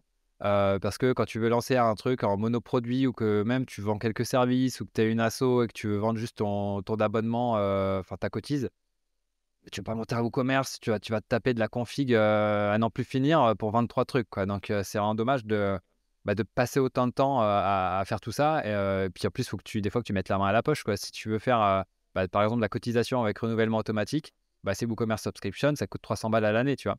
Donc, il faut bien sûr des factures PDF. Allez, je sais pas, le plugin il est à 70, 9 ou 100 balles à l'année. Pareil, donc tu vois, ça cumule. Et des fois, voilà, tu as des assos, tu as des petites boîtes qui veulent se lancer, où tu veux tester le marché. Tu pas forcément 500 balles à claquer, plus des heures et des heures pour lancer ton truc, quoi. Donc l'idée, c'est ça, c'est un petit peu de venir à contre-pied de ça. Et donc, c'est de voilà, permettre de lancer rapidement. Là, l'intérêt, c'est que si tu veux, tout est hébergé sur l'infrastructure de Stripe. Donc, en gros, tu as tes produits sur Stripe, etc., tes abonnements. Et après, du coup, le plugin te sert à générer des liens Stripe, un petit peu comme le lien que tu peux générer directement dans Stripe. Mais du coup, l'avantage, c'est que ça te crée un compte sur le site. Et à terme, on va intégrer ça avec plein de plugins WordPress. Tu vois. Donc, admettons que tu vends des formations, bah, ça pourra donner accès aux bonnes formations. Si tu vends des trucs en téléchargement, je sais pas, tu vends des MP3, des PDF ou n'importe quoi, bah, ça te donnera les bons accès, etc. Et donc, l'idée, c'est ça. Et voilà, après, on va essayer de creuser ça, d'améliorer en essayant parce que là, si tu veux, pour l'instant, c'est juste des boutons de vente. Mais après, on pourra avoir des espèces de petits widgets, un petit peu à la Gumroad. Je sais pas si vous voyez ce que je veux dire. Mais sur Gumroad, tu sais, t'as tout un petit widget avec l'image, le titre, etc. Tu peux imaginer aussi un petit widget où c'est que tu peux faire des dons, tu vois, 100 Mmh. €, 50 €, 20 €, 5 €, tu sélectionnes ton truc et hop, boum, boum, après ça te passe commande, ça te crée le compte sur le site et puis et comme ça tu reçois ta facture via Stripe, etc. Et donc voilà, l'idée c'est de simplifier le truc, refiler un maximum de trucs à Stripe et puis voilà, le but c'est d'aller vite et de vendre. Par les temps obscurs qui nous attendent, ça pourrait être utile, que je pense. C'est clair. Gumroad, pour ceux qui connaissent pas, hein, c'est un site où tu peux vendre des produits en ligne, Ouais. un peu à la Podia, System.io, .io pour ceux qui connaisseraient pas, voilà, juste pour donner un peu de contexte. Mais ils te prennent 10 de com si je dis pas de bêtises, Mmh. Gumroad. Donc bon, ça pique un peu. Donc voilà, alors que là, ça serait juste, Stripe, c'est 2,7 ou un truc comme ça. Donc voilà, c'est plutôt voilà. Si tu as envie de te lancer vite, tu pas forcément envie de te casser la tête. Boum, un Stripe, VP Marmite Pay, tu lances ton truc et puis c'est parti, quoi. Trop bien. Bah, on mettra le lien de ça dans la description pour ceux qui veulent tester Ça marche, merci. le tool. Avec plaisir. Et je te propose qu'on enchaîne avec la troisième et dernière question de cette roulette qui est très bien, cette troisième question, parce qu'on va parler d'intelligence artificielle. OK. Un sujet dont on a parlé en introduction un petit peu, hein. Tu disais que bon, on avait l'IA aujourd'hui qui pouvait aussi nous aider à déléguer. Du coup, ça va un peu se rapprocher. Notre question ici, c'était est-ce que tu pourrais nous citer un ou plusieurs, mais un cas d'usage typique de l'IA pour ton activité? Est-ce que tu as des prompts spécifiques? Est-ce que c'est plus pour de la réponse d'email? Est-ce que c'est plus pour automatiser des tâches? Quels sont tes recos là-dessus? Nous, on s'en sert pas mal pour du recyclage de contenu. Typiquement, quand on a une newsletter, on la recycle en post LinkedIn, on la recycle en post sur les réseaux sociaux, donc ça permet de retravailler. Au début, on faisait ça avec ChatGPT, mais on a trouvé qu'avec Claude AI, c'était beaucoup Ouais. plus intéressant. Et donc voilà, on fait ça. Après, voilà, on génère aussi des newsletters de base aussi à partir du contenu qu'on cherche à promouvoir. Donc voilà, on joue pas mal avec ça. Et donc on essaie vraiment de gagner en productivité avec tout ça parce qu'au final, c'est quasiment les mêmes messages, mais voilà, comme c'est, un peu sur des réseaux différents, ça permet d'avoir comment dire? Un angle qui est plus adapté aux gens qui sont sur tel et tel réseau. Donc voilà, on s'en sert pour ça. On s'en sert aussi, pour de la productivité, voilà, poser des questions et cetera sur WordPress et cetera. Pour du code, moi je code un petit peu avec l'IA pour, voilà, j'ai mon développeur qui se charge, de VP Marmite Pay dont on a parlé juste avant, mais par exemple pour VP Marmite Start, on a un petit plugin, qui est inclus dans nos modèles et puis voilà, moi je l'améliore avec l'IA et cetera. Ça permet de faire des trucs, même pour la marmite, j'améliore des tas de choses. Mais des fois, on est bloqué et donc là, je fais appel à mon développeur en mode, solution de secours. «L'IA m'a un peu planté sur le sujet. Est-ce que tu peux venir m'aider?» «Ouais». Donc là, c'est un peu plus cher, mais moi, ça marche. Et puis la dernière chose, c'est qu'on a intégré aussi de l'IA, pour répondre aux commentaires sur le blog et sur aux commentaires de nos formations aussi. C'est-à-dire qu'on a mis tous les scripts de nos formations et tous les articles du site dans une base de données et après on a monté un petit plugin qui te permet à chaque fois que tu as un commentaire, dès que tu cliques sur réponse, ça lit le commentaire, ça fait une requête et ça va taper dans tout ce qu'on a déjà publié pour nous faire une réponse. Et après, généralement, il y a juste à adapter un petit peu, mais ça permet de gagner beaucoup de temps, quoi. Parce que des fois, les gens, ils te font prendre un pavé comme ça. Donc, tu pas forcément l'envie et tout. Mais là, du coup, ça mâche un petit peu le boulot et ça, c'est super cool. Ouais. Et tout ça, c'est Et du coup, via ouais, c'est Claude, du un coup? plugin que vous Ah, avez. pardon, Luca. Vas-y, Alors, vas-y, top. celui-là, c'est ChatGPT. Celui-là, enfin, en gros, ça va taper dans une base et après, comment dire, en solution de secours, tu as ChatGPT si jamais il n'y a pas la réponse, quoi. OK, OK. Parce que tu disais, ouais, effectivement, que tu faisais la plupart des choses sur Claude. Aujourd'hui, est-ce Mmh. que par exemple, tu en as un, vraiment pour tout? Parce que je sais qu'il y a, par exemple, des personnes qui disent: «OK, ChatGPT est trop bien pour résumer l'info, Gemini est bien pour choper l'info dans Google, Claude écrit comme un humain, c'est bluffant». Du coup, on en utilise un peu pour chaque. Toi, c'est quoi ta strat un peu là-dessus? Ouais, j'utilise un peu les 2. C'est un petit peu au feeling, on va dire, en fonction des tâches. C'est vrai que pour le code, j'ai plus tendance à demander à Claude maintenant, même pour de la rédaction, réécriture et ChatGPT, je m'en sers un petit peu, voilà, pour de la demande d'infos et cetera ou un premier jet, OK. des fois, je demande aussi des trucs à Perplexity, j'ai découvert ça, c'est plutôt pas mal. Là, par exemple, je parlais tout à l'heure d'une idée de site qu'on va lancer, pour faire un topo vite fait. Ça va être un site qui va présenter l'historique un peu de chaque plugin, quoi. En gros, tu as Yoast SEO, en telle année, ils ont sorti telle fonctionnalité et cetera et cetera. Et du coup, je me suis amusé, j'ai demandé à Perplexity de me faire un petit topo sur voilà, quelles sont les grandes dates dans l'évolution de Yoast SEO. Et du coup, le truc te prend un truc. Mmh. Et c'est donc après, on va pas remettre ça tel quel, mais en tout cas, ça te servira de base. Donc après, on a parlé d'automatisation aussi tout à l'heure. Et donc là, l'idée, c'est d'essayer de trouver un process pour aller choper toutes les infos. Et puis, donc peut-être que je demanderai un plan à ChatGPT. Après, Claude exécutera le plan. Enfin, je sais pas trop comment je vais faire. Mais on va tâtonner là-dessus. Puis, une fois qu'on aura trouvé la bonne formule, je pense que ça permettra de cracher pas mal de contenu plutôt propre. Bon, en tout cas, c'est le but, quoi. Et sur les automatisations, du coup, tu utilises Make derrière, Ouais. ensuite, make.com. Ouais. J'avais Zapier aussi, mais mec, je le trouve plus pratique, il y a un petit peu plus de choses.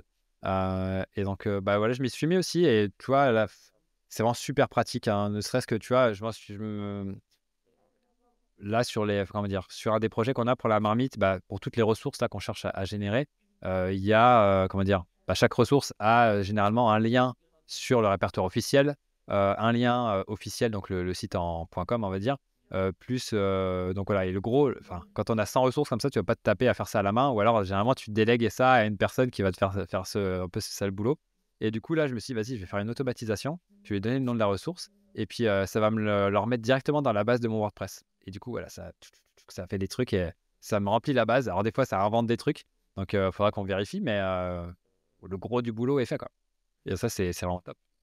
Ouais. C'est vrai que ça révolutionne un peu nos Mais usages. ouais, c'est fou, hein. Le truc, nous, on a vu enfin, que moi, pour l'instant, j'ai vu qui était le plus pratique, c'était la transformation d'un contenu long vidéo en un contenu court. Alors là, tu as plein de. Moi, j'utilise Minvo, M-I-N-V-O. Tu as Opus Clip aussi qui fait ça. Et ça, pour le coup, c'est vraiment très simple. Ça te permet de faire des shorts. Alors, je trouve que sur une vidéo 10 minutes, de 10 minutes, une petite vidéo format un peu YouTube classique, c'est difficile de faire beaucoup de shorts. Mais typiquement, quand tu tournes un podcast ou autre, derrière, c'est assez facile de reprendre des petits moments et de les transformer derrière avec des sous-titres automatisés en intelligence Ouais, artificielle. c'est ça qu'il me faut là, je vais creuser ça, c'est super cool. Mais Riverside le fait aussi, si je dis pas de bêtises, hein, l'outil sur C'est ce lequel que on j'ai vu enregistre. avant, mais comme nous, on découvre Riverside aujourd'hui même avant de tourner le podcast avec toi, on peut pas. Non, mais en tout cas, ça te peut faire des clips en fait. Ok, d'accord. Donc avec l'IA, ça va te prendre les passages du Mhm. podcast, ça nous écoute et du coup, ça va te trouver. Mais de ce que j'ai vu, c'était pas top les extraits. Donc bon, j'ai peut-être pas assez creusé, mais faut peut-être le guider, j'en sais rien. Mais en tout cas, ils sont dessus, quoi. Et niveau prompt, tu vois, disons, pour transformer une newsletter en un post LinkedIn, typiquement, qu'est-ce que tu conseilles de faire, tu vois, pour avoir vraiment un truc qui est adapté un peu au code de LinkedIn, quoi. Ouais, bah après, ce que tu peux faire, ce que j'ai fait là il y a pas longtemps, c'est que déjà je commence en lui disant rédige-moi un prompt pour, etc. Et après, du coup, ça me fait une base de prompt et après, je lui balance le prompt, tu vois. Et, mais après, voilà, j'ai quelques trucs qui sont un petit peu sauvegardés. J'utilise un outil qui s'appelle Bolt AI. En gros, c'est une application que j'ai sur mon Mac. Ça existe peut-être sur Windows, je sais pas. Mais en gros, c'est une application dans laquelle tu peux accéder à plein d'IA en même temps. Donc, tu as une interface en chat. Et donc, ça te permet de générer plein de trucs directement depuis ton ordi sans aller te connecter sur les sites officiels, quoi. Donc, ça, c'est plutôt pratique. Et puis voilà, après, ouais. Et ce qui est intéressant avec cet outil-là, c'est que ça te donne un petit peu des profils. Tu es expert marketing, tu es rédacteur technique, tu es product manager ou je sais pas quoi. Et après, du coup, tu peux faire ton propre profil. Et du coup, moi, j'ai mis développeur WordPress, etc. Donc, quand j'ai besoin de code, je mets ce profil-là. Et du coup, ça me donne des réponses un petit peu plus adaptées, quoi. Excellent, on mettra en description. Bon, si jamais bolt.ai, si jamais on Ouais. oublie de le mettre en description avec Thomas, parce que on sait jamais, parfois on tourne 3 épisodes et on publie 2 mois après, donc préfère le dire directement, quoi. Alors, c'est boltai.com. Ok, Du coup, c'est parfait. pas le point AI. On ajoutera ça. Merci beaucoup de t'être prêté au jeu de la roulette du SEO. Je te propose qu'on passe au dernier format, qui est la crème de la crème. Déjà. Que je vais laisser Lucas introduire. carrément, merci. Du coup, la crème de la crème, le principe c'est tout simple, c'est te poser des questions vraiment sur ta spécialité en business en ligne, en référencement ou autre. Les auditeurs auront compris quand même qu'on a la chance d'avoir un spécialiste de WordPress qui fait du WordPress depuis des années, qui a un média sur WordPress depuis 2011 du coup. Première question qu'on aimerait te poser, que tous les auditeurs attendent. Quel est le meilleur thème WordPress pour faire du bon SEO là en 2024-2025 ? Et ça, c'est vrai que c'est la question que tout le monde se pose parce que ça fait des années que ça dure parce que ça fait partie des plus grosses requêtes, comment dire, sur lesquelles, avec le plus gros volume en tout cas. Et ça c'est des choses qui sont demandées vraiment depuis super longtemps. Donc après, c'est comme en SEO, je vais te dire que ça dépend, tu vois. Il y a plein de critères. Après, il y en a, ils sont plus à l'aise avec certains outils, tu vois. Donc, il y en a, ils vont plus être sur Astra. Il y en a, ils vont plus te dire, ouais, moi, je suis sur Hello Elementor parce que je fais tous mes sites avec Elementor et du coup, je gère tout de A à Z, ma structure, etc. Moi, du coup, c'est vrai que j'étais plus sur Astra de base. Euh, Après, c'est vrai que là, moi, je suis plus passé sur le thème par défaut 2024, qui est plutôt cool parce que c'est un thème dit FSE, Full Site Editing. Donc ça, c'est un petit peu le nouveau paradigme dans WordPress.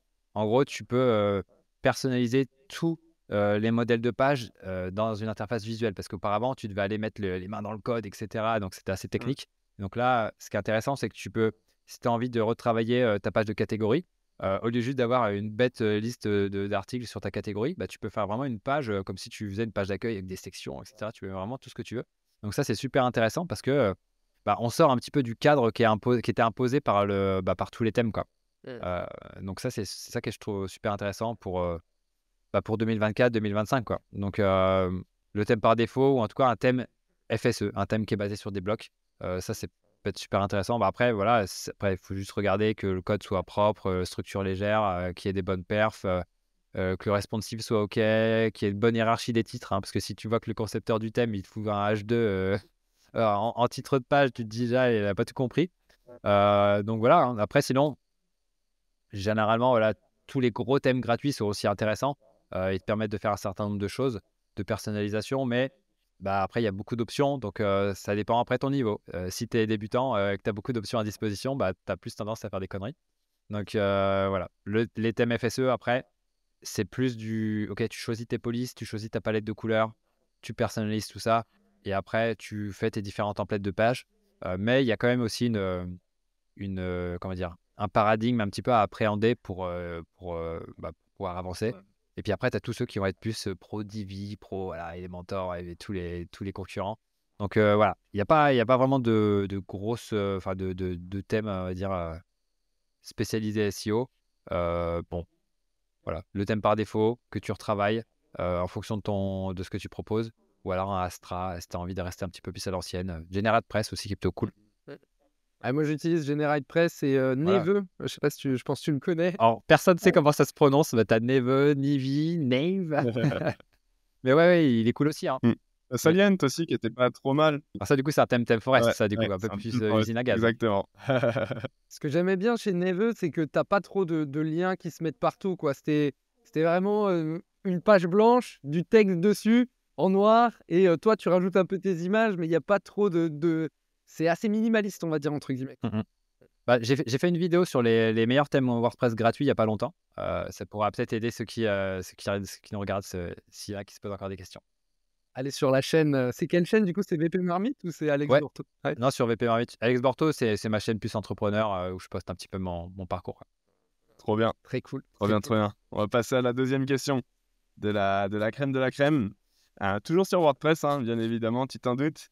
Quels sont pour toi les défauts de WordPress versus un autre CMS comme Webflow, Ghost ou que sais-je encore, et comment les outrepasser? Après, je vais pas trop vous mentir, je connais pas trop les autres CMS, je suis à fond dans WordPress. Mais après, rien que dans WordPress, il y a quand même des choses à dire, hein, des choses qui sont pas parfaites. Déjà, c'est la nécessité d'avoir une extension SEO parce qu'il y a plein de trucs qui sont pas pris en compte dans WordPress de base. Quoi. Si tu veux modifier tes titles et ta méta description, c'est pas possible sans extension SEO.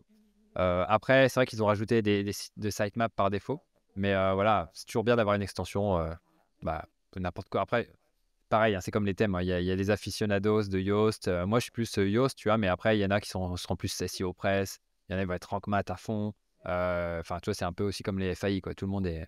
Il y en a, ils adorent Free, il y en a, ils détestent. Bon, chacun sa sauce, quoi. Mais voilà, en tout cas, avoir une extension SEO qui s'occupe de tout ça, qui te génère un petit peu du markup pour tes pages. Voilà. Donc, ça, premier point.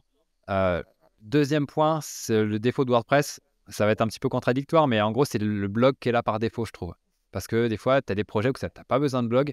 Tu as des gens, ils te foutent la page contact en article, tu vois. Donc après, ça se retrouve maillé sur les pages d'archives, c'est le bordel. Donc c'est une proposition que j'avais faite il y a je sais plus, quelques années ou en tout cas quelques mois, je sais plus. Mais ça serait que par défaut, il n'y ait pas de blog sur WordPress, tu vois, que tu puisses juste avoir tes pages. Et puis voilà, tu crées tes trucs et après, ok, tu veux un blog parce que tu as une stratégie de blog et que tu as envie de créer du contenu et d'avoir des catégories, de ranker sur les catégories, etc. Mais de base, c'est vrai que de base, WordPress, c'est un outil blogging, on est d'accord. Mais voilà, on n'arrêtait pas de dire, voilà, WordPress, c'est pas fait pour les blogs, etc. Non, on peut faire plein de trucs avec WordPress, mais le blog est toujours là, tu vois. Et tu l'as toujours sous les yeux. Donc, je pense que ça pourrait être masqué de base. Et puis, je sais pas, tu as une option, activer le blog, et puis boum, ça t'active tout, quoi. Donc voilà, c'est un petit peu l'idée, quoi. Voilà, après, les autres défauts, c'est un petit peu le contenu dupliqué que tu peux faire si tu t'amuses à créer plein de catégories et plein d'étiquettes. Tu sais, tu mets voiture avec un S. Enfin, j'imagine que vous avez dû bosser sur des projets comme ça où c'était le gros boxon. Et donc, ouais, parce que en fait, ce qu'on se rend pas compte, c'est qu'à chaque fois qu'on crée une étiquette ou une catégorie, et même chose pour les produits, les catégories de produits sur WooCommerce et les étiquettes de produits, bah, ça te crée une page en fait Ouais. sur le site. Donc, ça te crée une page qui est dans le sitemap. Alors après, à voir après si tu veux l'indexer ou non, justement grâce à ton extension SEO. Mais voilà, attention à ça parce que si tu es débutant et que tu fais un peu n'importe quoi, on avait tendance avant, tu sais, comme si tu mettais des hashtags, quoi. Tu mets plein d'étiquettes, tu te dis, ouais, ça va améliorer, je mets plein de mots-clés. Mais en fait, non, ça me crée plein de Ouais. pages sur mon site. Bon, ça, c'est un petit peu le poncif qu'on répète tout le temps, mais c'est toujours bon de le rappeler. Après, un truc un peu moins important, mais où il y a moins de gens qui se trompent maintenant, c'est l'attention aux URL, quoi, la structure d'URL, les permaliens. Dans réglage permalien, bien mettre titre de la publication. Moi, généralement, ça se met automatiquement quand tu installes WordPress, mais faut toujours faire gaffe à ça, que tu pas surtout sur le blog, ça te mette les années, etc. Ou que tu inclus carrément la catégorie. Après, tu changes ton nom de catégorie, ça te pète toutes tes URL. C'est sympa. Et puis, ouais, un autre défaut, mais bon, là, c'est à mesurer quand même. Ça serait quand même plutôt la possibilité de créer de nouveaux types de contenus nativement, tu vois. Tu veux créer je sais pas ce que tu veux, quoi, tu vois. De base, tu as des pages et des articles que j'aimerais bien mettre optionnels, mais si tu pouvais créer un petit peu comme si tu peux faire avec CPT UI ou ACF, même avec du code sur mesure. Ok, typiquement sur la marmite, nous on a un glossaire, on a créé un type de contenu définition, et hop, comme ça tu peux tu crées un petit peu ce que tu veux, quoi. Ou tu peux créer un type de contenu vidéo dans lequel tu mets des transcripts, ou un type de contenu podcast dans lequel tu mets, voilà, et comme ça tu structures tout ça proprement, avec des belles URL, des belles structures sur ton site. Arriver à faire un truc comme ça qui soit propre pour avoir des pages et des contenus personnalisés, ce serait pas mal. Voilà un petit peu ce que je pourrais lister, quoi. 5 points rapides. ACF, c'est Advanced Custom Field, hein, pour ceux qui Ouais. ne sauraient pas, hein, sur WordPress. Je sais pas si tu veux peut-être expliquer un peu ce que c'est. Ouais. Tu arriveras mieux que moi à le Ouais, démocratiser. c'est vrai que ça, c'est un peu de base une extension de développeur.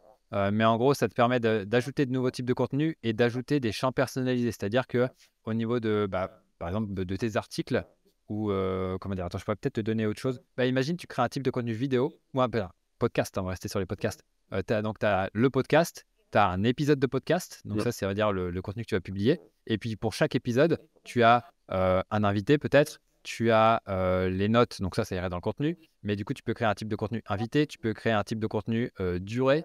Tu peux créer un champ personnalisé, excuse-moi. Un champ personnalisé, donc invité, un champ personnalisé durée, un champ personnalisé lien de la vidéo YouTube, etc., etc.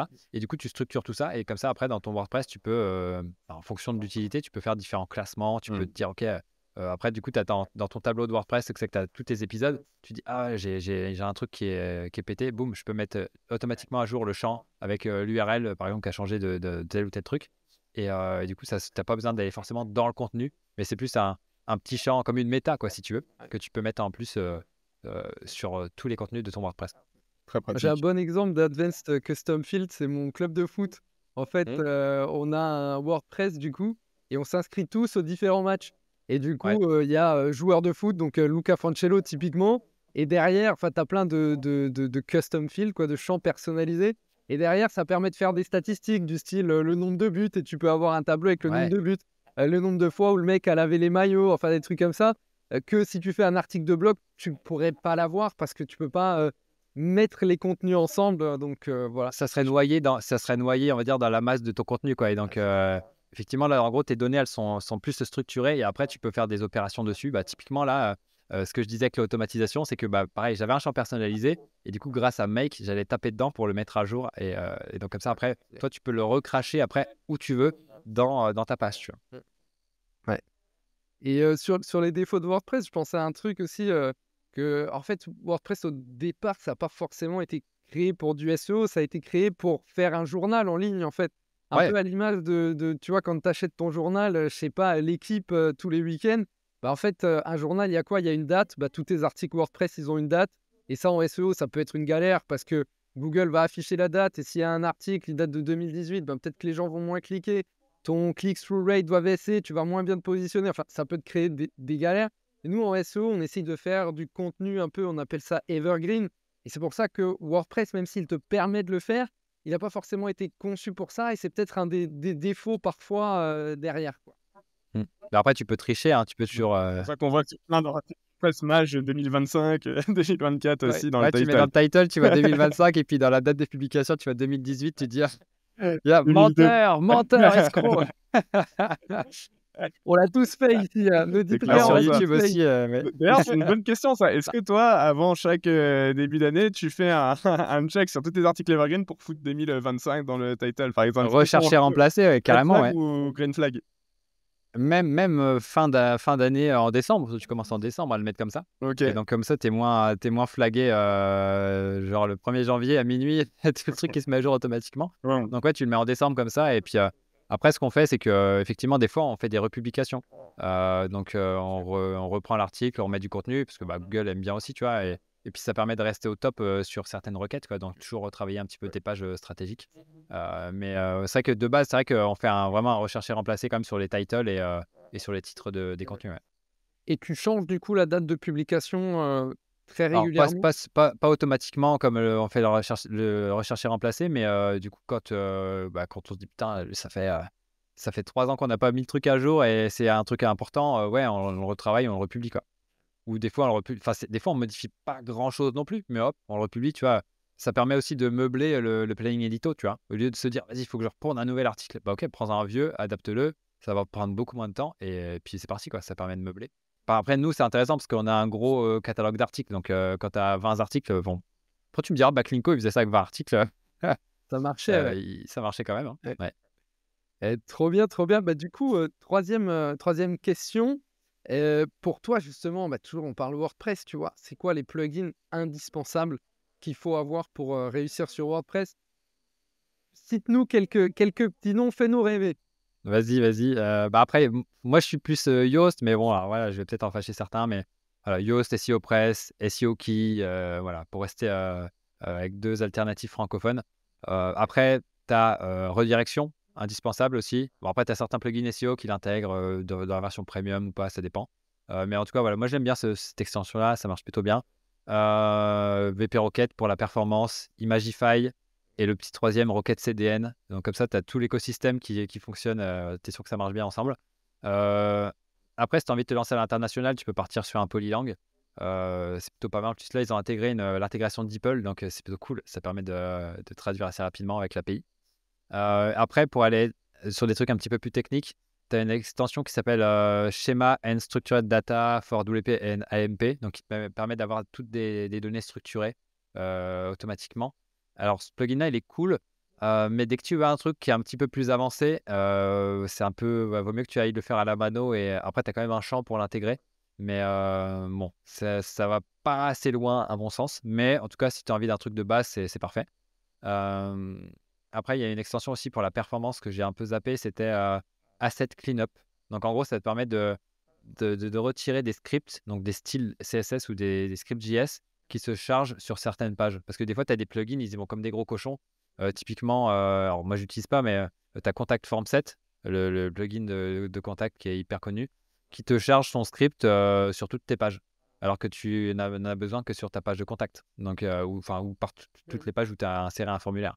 Donc ce plugin-là, ça te permet de dire: «OK, Coco, tu ne vas pas me charger ça partout, tu vas me juste charger ça sur telle page» et du coup, bah, ça allège, bah, les requêtes, quoi, tout simplement. Et puis un petit dernier, qui va faire plaisir à Thomas, c'est l'extension Ahrefs SEO pour avoir des recos sur les contenus que tu as publiés. Je sais pas si tu l'utilises, Thomas. Ouais, elle est Si, vraiment ouais. top. Franchement, elle permet trop Et de donc, trucs. ouais, Ça et ça te dit, là, voilà, contenu à rafraîchir, et cetera. Ça te donne un petit peu comme Yoast avec les différents feux. Enfin, c'est pas des feux, mais en gros, c'est pour tel contenu. OK, bah, retravaille-le parce que là, tu es aux fraises sur ce mot-clé. Ou alors, petite amélioration, rafraîchissement, et cetera, quoi. Donc ça, c'est assez cool. Alors, on l'utilise pas assez. On l'a installé, mais c'est vrai que bah, c'est pas évident d'être partout non plus, quoi. Dites-le que vous avez fait un partenariat tous les deux avant le début du podcast. Non, non, mais je sais que Thomas, il est comment dire, je sais même pas comment ça s'appelle, il est partenaire, quoi. Tu es ambassadeur peut-être ou un truc comme ça. Et donc, ouais, c'est vrai que j'utilise Ahrefs, donc c'est pour ça que je faisais une petite dédicace au passage. trop bien. Bah, en tout cas, de toute façon, tu as cité les principaux. Hein. Et tu parlais effectivement du plugin de redirection. Effectivement, tu en as qui sont intégrés dans d'autres. Je sais qu'avec Yoast, il faut avoir la version premium pour pouvoir faire les redirections. Sur un Rockmash, je crois que c'est intégré dans la version gratuite, mais il y a des choses qui se font dans l'un ou dans l'autre. En vrai, comme tu as dit, voilà, c'est un choix. Mais bon, tu as cité hein, les principaux. Moi, je l'aime bien avoir Ouais. séparé quand Ouais. même parce que si un jour tu changes de plugin, après, je sais qu'il y a des trucs d'import généralement entre les plugins, mais au moins Ouais. tu cloisonnes bien tes trucs, les redirections, c'est dans un truc, et puis le reste, enfin, les plugins de SEO ont déjà assez de trucs à gérer, quoi. C'est ça, c'est ça, c'est Truc ça. de redirection aussi, ça sert pas mal. Moi, je sais que cette année, j'ai pas mal testé ce que les anglophones appellent le content pruning. Donc, c'est l'élagage de contenu. C'est en gros, tu regardes tes contenus qui font aucune performance, tes pages qui apportent rien, qui ont presque pas d'impression ou autre, et tu les supprimes. Et parfois, ça peut arriver que ces pages, elles aient eu des backlinks ou autres. Et du coup, le fait de faire une redirection, ça te permet de ne pas avoir un nombre de 404 qui explose sur ton site ou autre. Et c'est vrai que ça, c'est pas forcément les premiers plugins auxquels on pense, mais ultra utile en général, quoi. Ouais, bah, c'est vrai que ça suit les 404, et donc tu as tout un listing des URL qui sont pétés. Et donc, déjà, tu peux les corriger directement à partir de l'interface, donc ça, c'est cool. Mais après, des fois, il y a plein de déchets parce que c'est des requêtes qui viennent de je ne sais où. Mais en tout cas, quand c'est des trucs pertinents, tu peux les corriger, et ça, ça permet d'être assez réactif sur tout ça, quoi. Et par rapport à ce que tu disais sur le content pruning, là, alors je sais pas, je connais pas le nom de la technique, mais c'est vrai que nous, on a déjà fait ça par le passé. C'est que tu fais un export de tous tes contenus, et tu croises ça avec ton analytics, et tu vois genre sur un an combien, enfin quel a été le trafic, et comme ça te permet aussi de faire un nettoyage et de voir un petit peu ce qui peut être supprimé en tout cas, ou alors réaméliorer, quoi. Et c'est vrai que c'est vraiment une bonne habitude à faire, quoi. Ouais, c'est clair. Et Thomas, toi, tu as peut-être tu penses à d'autres plugins WordPress par hasard qu'on n'a pas cités?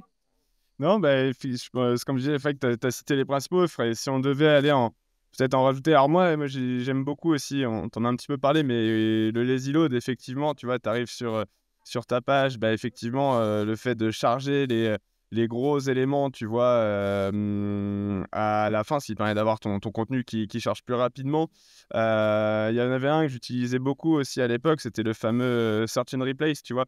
C'est-à-dire que si tu changes, par exemple, un URL, tout à l'heure, on parlait des redirections. Si tu changes une URL et que tu as plein de contenus sur ton site qui, justement, contiennent un lien vers cet article que tu as changé, bah, au moment où tu changes l'URL, tout est pété au final. Sur tous tes contenus, ça te renvoie vers une ressource qui n'existe plus.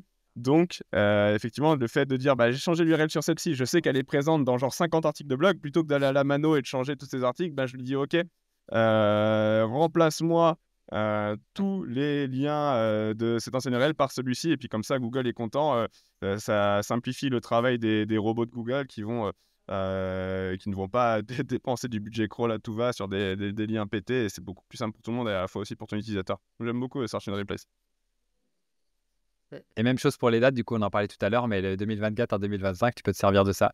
Alors après, des fois, c'est un peu à double tranchant, parce que des fois, tu veux vraiment laisser 2024. Tu dis, voilà, on a lancé cette fonctionnalité en 2024. Puis ça va être le truc à jour aussi, tu vois. Donc, ouais, faut faire gaffe à ça aussi. Mais Tu le fais avec ce ouais. plugin, le 2024-2025, ou tu utilises un truc spécifique pour la date?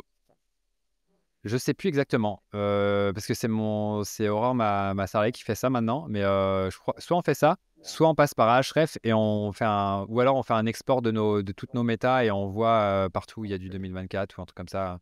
Je sais plus exactement, mais de toute façon, on va bientôt le savoir là, parce qu'on va devoir s'y mettre là. C'est ça, c'est ça, c'est ça. Ouais. Autre option avec site 2 points, je pense. Donc, tu vas sur Google, tu tapes Oui, site 2 voilà, points ça c'est avec le pour site. Ouais. finir le travail, tu vois un petit peu ce qui reste, ouais, Ouais. clairement. Et il y a un risque à avoir trop de plugins, Alex, du coup? Ça dépend. Non, ça dépend parce qu'après, tu as toujours des sites qui exagèrent, qui mettent des trucs, qui branchent des trucs, enfin des dizaines de trucs les uns entre les autres et du coup, automatiquement, ça te ralentit ton site. Ouais. Mais après, si tu as vraiment, enfin, si tu es bien équipé avec du cache, du lazy load, tu en parlais aussi tout à l'heure, des images qui sont raccourcies, tu as un CDN, bon, et un bon hébergeur aussi. Donc, généralement, ça, voilà. Après, ça dépend ce que tu fais sur ton site, hein. Il y a toujours des dingueries que tu peux voir comme ça, mais nous, on a 70 et quelques plugins, mais c'est vrai qu'il en faut le moins possible, mais pour les besoins que tu as. Ouais. Donc, si tu as vraiment différents besoins, c'est que tu as un e-commerce, tu vas vite, hein. Si tu as WooCommerce, tu as WooCommerce machin ou truc, tu as vite fait d'avoir 10-15 plugins qui se rajoutent. Si tu as Gravity Forms pour gérer tes formulaires, bah pareil, des fois tu as des add-ons. Bah, au final, ces add-ons-là, tu vois, ils sont petits, c'est des petits trucs, mais voilà, ça te fait, tu peux monter vite en matière de plugins. Et nous, pareil, on a du développement personnalisé. Des fois, au lieu de tout foutre comme des cochons dans le thème, et après, voilà, quand tu changes de thème, bonjour le développeur, bah, tu crées un petit plugin qui fait telle ou telle action, et puis hop, comme ça c'est géré. Mais du coup, c'est vraiment des trucs qui sont super légers, quoi. Donc, voilà, tant que tu mets pas 3 plugins de sécurité qui font la même chose, 8 plugins de cache, a priori, ça devrait être bon, quoi.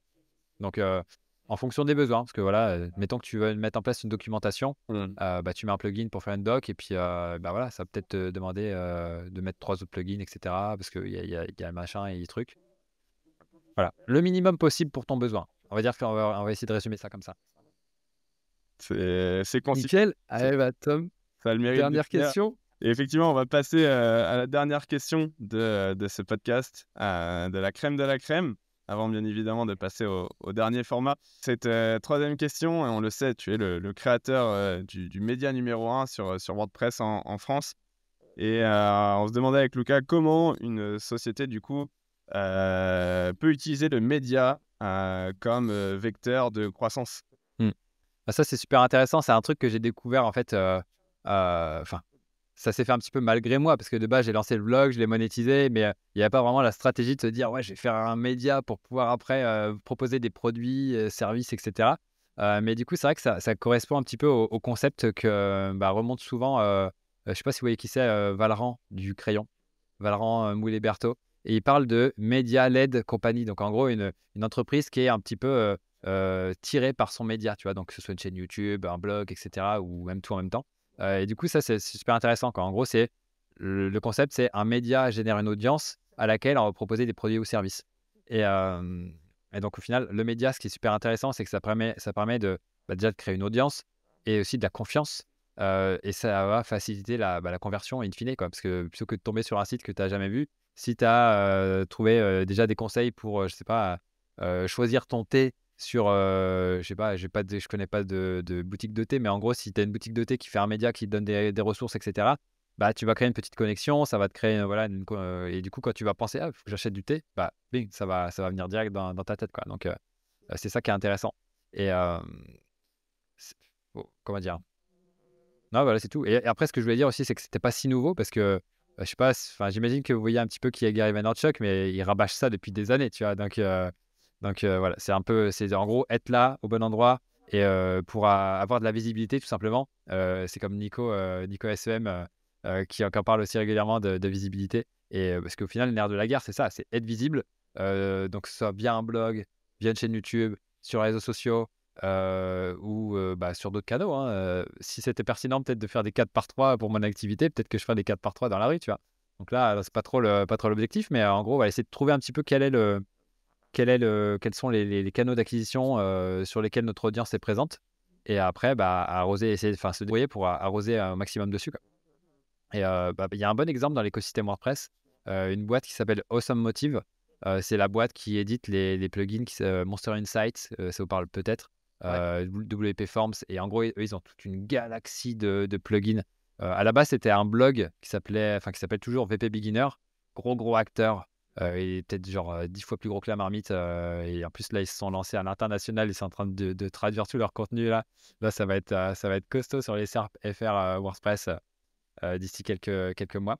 Mais du coup, voilà, eux, ils ont lancé ça. Après, voilà, ils ont lancé leur premier plugin, etc. Et du coup, bah, là, ce qui est un petit peu dommage, c'est chez eux, ce que je leur reproche, c'est qu'ils sont ultra biaisés, tu vois. Ils vont te dire, ouais, les meilleurs page builders, c'est leurs produits. Puis après, ils vont te foutre Elementor et tout. Alors, tu vois, c'est pas forcément rendre service. Enfin, c'est un peu biaisé, tu vois. Ils sont un petit peu détestés pour ça.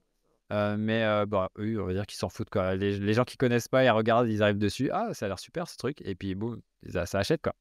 Et après, ce qui est top, ce qu'ils font, parce qu'en gros, ils ont bah, plein de produits. Ils ont peut-être une vingtaine de produits. Enfin, j'ai pas compté, mais en tout cas, plus de 15. Et en gros, chaque site est un point de leur réseau, quoi, si tu veux. Donc là, c'est pas un private blog network, c'est un public blog network. Et du coup, ils se font des liens entre eux.